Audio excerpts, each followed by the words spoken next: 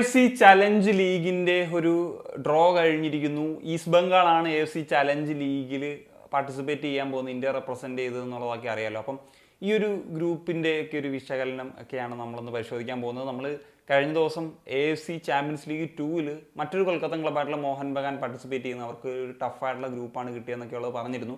എന്താണെങ്കിലും നമുക്ക് ഈ ഒരു ഗ്രൂപ്പിനെ പറ്റി വിശകലനം ചെയ്യുന്നതിന് മുമ്പ് ഈ ഒരു ലീഗിനെ പറ്റി കൂടി സംസാരിക്കേണ്ടതുണ്ട്. കാരണം പുതുതായിട്ട് AFC ഇൻട്രൊഡ്യൂസ് ചെയ്തിട്ടുള്ളൊരു AFC ലെവലുള്ള ഒരു കോമ്പറ്റീഷനാണ് ഇത് എന്നുള്ളത് നമുക്കറിയാമല്ലോ. അതാണെങ്കിലും AFC ചാമ്പ്യൻസ് ലീഗ് 2-നേക്കാളിൽ ഒരു കട്ടി കുറഞ്ഞിട്ടുള്ള ഒരു ലീഗാണ്. കാരണം AFC ചാമ്പ്യൻസ് ലീഗ് 2 സെക്കൻഡ് ടയറാണ് AFC ലെവലിൽ നോക്കുമ്പോൾ, ഇത് തേർഡ് ടയറാണ് എന്നുള്ളതാണ്. നമുക്കറിയാം East Bengal AFC champions league 2-ൻ്റെ ഒരു പ്ലേ ഓഫിൽ തോറ്റിട്ടാണ് ഇങ്ങോട്ടുള്ള ഒരു ക്വാളിഫിക്കേഷൻ കിട്ടുന്നത് എന്നുള്ളത് നമുക്കറിയാം.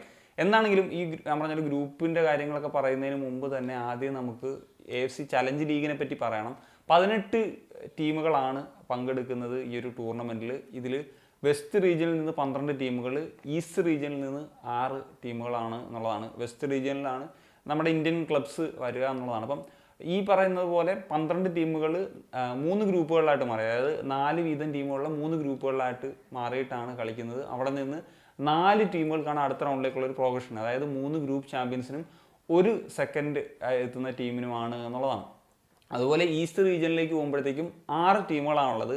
ഇതിൽ 3 ടീമുകളുള്ള 2 ഗ്രൂപ്പുകളായിട്ട് മാറ്റും. എന്നിട്ട് അതിൽ നിന്ന് 4 ടീമുകൾ കിട്ടും, അതായത് 6 ടീമിൽ 4 ടീമിനും അടുത്ത റൗണ്ടിലേക്ക് പ്രോഗ്രഷൻ കിട്ടും എന്നുള്ളതാണ്. അത് ഈസ്റ്റിനെ സംബന്ധിച്ചിടത്തോളം അവർക്കതൊരു ആനുകൂല്യം എന്ന് തന്നെ പറയാം. സോ ഈസ്റ്റ് ബംഗാളിനെ സംബന്ധിച്ചിടത്തോളം അവരുടെ ഗ്രൂപ്പിൽ വരുന്ന ടീമുകളെന്ന് വെച്ച് കഴിഞ്ഞാൽ ലെബനൻ ക്ലബ്ബായിട്ടുള്ള നെജ്മ SC, അതുപോലെ ബംഗ്ലാദേശി ക്ലബ്ബായിട്ടുള്ള ബഷുന്ധര കിങ്സ് ആൻഡ് ഭൂട്ടാൻ ക്ലബ്ബായിട്ടുള്ള പാറോ SC എന്നീ ക്ലബ്ബുകളാണ് വരുന്നത്. അപ്പം ഈ ഒരു നോക്കുമ്പോഴത്തേക്കും അത്ര വലിയൊരു ടഫാണോ എന്ന് ചോദിച്ചു കഴിഞ്ഞാൽ പ്രത്യക്ഷത്തിൽ അല്ല എന്ന് പറയാം. പക്ഷേ ഈ ഗ്രൂപ്പിൽ നിന്ന് ഒരു ടീമിന് മാത്രമേ ഒരു സാധ്യതയുള്ളൂ. സെക്കൻഡ് എത്തിയാലും ഒരു സാധ്യത കുറവാണ്. അപ്പം ഫസ്റ്റ് എത്തുക എന്നുള്ളത് ഒരു ഇമ്പോർട്ടൻ്റ് ആയിട്ടുള്ള ഫാക്ടറാണ്. അപ്പം പോർട്ട് 1-ൽ നിന്നാണ് ഈസ്റ്റ് ബംഗാൾ എത്തുന്നത്. പോർട്ട് 2-ൽ നിന്നാണ് ഞാൻ ഈ പറഞ്ഞ ലെബനൻ ക്ലബ്ബായിട്ടുള്ള നെജ്മ SC എത്തുന്നത്.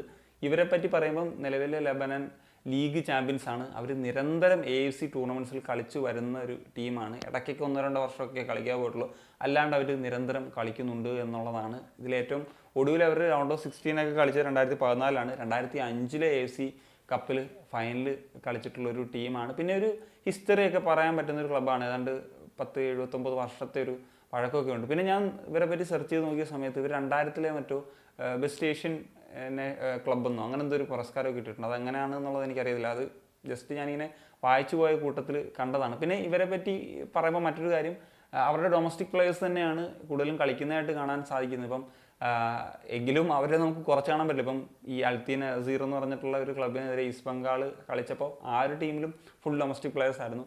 അവരാണ് ഈ പറഞ്ഞ ഈസ്റ്റ് ബംഗാളിനെ പരാജയപ്പെടുത്തിയത് എന്നുള്ളതാണ്. അപ്പം നിലവിൽ ഈസ്റ്റ് ബംഗാളിൻ്റെ ഒരു സാഹചര്യവും കൂടി നമ്മളൊന്ന് മനസ്സിലാക്കണം. ഇനി പോർട്ട് 3-ൽ നിന്ന് വരുന്നത് ബഷുന്ധര കിങ്സ് എന്ന് പറയുന്ന ബംഗ്ലാദേശി ക്ലബ്ബാണ്. ഇതിൽ നിന്ന് മാസിയ എന്ന് പറഞ്ഞിട്ടുള്ള ക്ലബിനെ കിട്ടിയിരുന്നെങ്കിൽ കുറച്ചും കൂടി ഈസ്റ്റ് ബംഗാളിന് കാര്യങ്ങൾ ഈസി ആയിരുന്നു. കാരണം മാൽദീവ്സ് ക്ലബ്ബാണ്. ബഷുന്ധര അത്യാവശ്യം നല്ല സൈഡാണ്. പക്ഷേ എനിക്ക് തോന്നുന്നു ഒമാൻ സൈഡായിട്ടുള്ള അൽസയ്ദ് എന്ന് പറഞ്ഞിട്ടൊരു ക്ലബ്ബ് ഉണ്ടായിരുന്നു. അവരെ കിട്ടാൻ ഭാഗ്യം എന്ന് വേണമെങ്കിൽ പറയാം. ബഷുന്ധരയെ പറ്റി പറയുമ്പോൾ ഞാൻ പറഞ്ഞത് ബംഗ്ലാദേശി ക്ലബ്ബാണെങ്കിലും ബംഗ്ലാദേശിലെ ഒരു മോഹൻ ബഗാനാണ്. കാരണം അവരുടെ ടീമിൽ മിക്ക നാഷണൽ ടീം പ്ലേയേഴ്സും ഉണ്ട്, ISL ക്വാളിറ്റിയുള്ള വിദേശ താരങ്ങളുണ്ട്, നല്ല കോച്ചുണ്ട്. ഇതൊക്കെ പറയാൻ പറ്റുന്നൊരു ടീമാണ്. അവർ നിരന്തരമായിട്ട് ബംഗ്ലാദേശിൽ സക്സസ്ഫുള്ളായിട്ട് ലീഗൊക്കെ വിജയിച്ചു വരുന്നൊരു ടീമാണ് എന്നുള്ളത് നമുക്ക് അറിയാൻ സാധിക്കും. കഴിഞ്ഞ AFC കപ്പിൽ നോക്കിക്കഴിഞ്ഞാൽ എനിക്കത് മോഹൻ ബഗാനെയൊക്കെ പരാജയപ്പെടുത്തിയിരുന്നു. അതുപോലെ തന്നെ AFC കപ്പിൽ മോഹൻ ബഗാന് മേലെ 2ാം സ്ഥാനത്ത് അവർക്ക് ഫിനിഷ് ചെയ്യാനും ഒക്കെ സാധിച്ചിരുന്നു. പക്ഷേ ഒഡീഷ FC ആണ് അടുത്ത റൗണ്ടിലേക്ക് പ്രോഗ്രസ് ചെയ്തത്. അപ്പം ഒരു കട്ടിയായിട്ടുള്ളൊരു ടീം തന്നെയാണ് ബഷുന്ധര കിങ്സ്. നിലവിലെ സാഹചര്യത്തിൽ അവർക്കെതിരെ വിജയിക്കുക എന്ന് പറഞ്ഞു കഴിഞ്ഞാൽ ടഫ് തന്നെ ആയിരിക്കും എന്നുള്ള കാര്യത്തിൽ സംശയമൊന്നുമില്ല. പിന്നെ പോർട്ട് 4-ൽ നിന്ന് വരുന്നത് പാറോ SC ആണ്. അത് താരതമ്യേന നോക്കുമ്പോഴത്തേക്കും ഏറ്റവും വീക്ക് സൈഡ് തന്നെയാണ് പോർട്ട് 4-ൽ നിന്ന് കിട്ടാൻ പറ്റുന്നത്. അവർ ഭൂട്ടാൻ ക്ലബ്ബാണ്. പക്ഷേ അവരുടെ ഒരു കാര്യം പറയുമ്പോൾ ഇപ്പം ഭൂട്ടാനിലെ ചാമ്പ്യൻസ് ആണ്. അവർ കഴിഞ്ഞ ഒരു പ്ലേ ഓഫ് മാച്ചോ മറ്റോ ഉണ്ടായിരുന്നു. അതിൽ 8-9 ഫോറിനേഴ്സൊക്കെ അവരുടെ സ്റ്റാർട്ടിംഗ് ലെവലിലൊക്കെ കാണാൻ സാധിച്ചു. അപ്പം അങ്ങനത്തെ ഒരു രീതിയിൽ അവർ ടീമിനെ ഡെവലപ്പ് ചെയ്തിട്ടുണ്ട് എന്നുള്ളത് മനസ്സിലാക്കണം. മറ്റൊരു കാര്യം, ഈ മത്സരങ്ങളൊക്കെ നടക്കുന്നത് ഒറ്റ വെന്യൂവിൽ വെച്ചിട്ടായിരിക്കും. ഓരോ ഗ്രൂപ്പിലും ഓരോ ക്ലബിൻ്റെ ഹോമിൽ വെച്ചായിരിക്കും. അപ്പം പാറോ SCക്ക് ഒരു ആനുകൂല്യമാണ്. അതായത് ഭൂട്ടാനിൽ വെച്ചിട്ടാണ് ഈ ഒരു മത്സരങ്ങൾ നടക്കുന്നത്.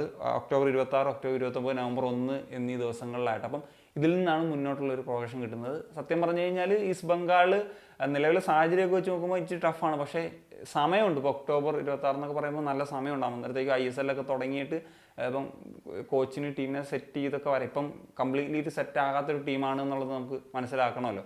So that's it. അപ്പം എന്താണ് നിങ്ങളുടെ ഒപ്പീനിയൻ? ഉറപ്പായിട്ടും കമ്പോസ് ചെയ്യാൻ പറ്റുക. ഞാൻ സനിയ.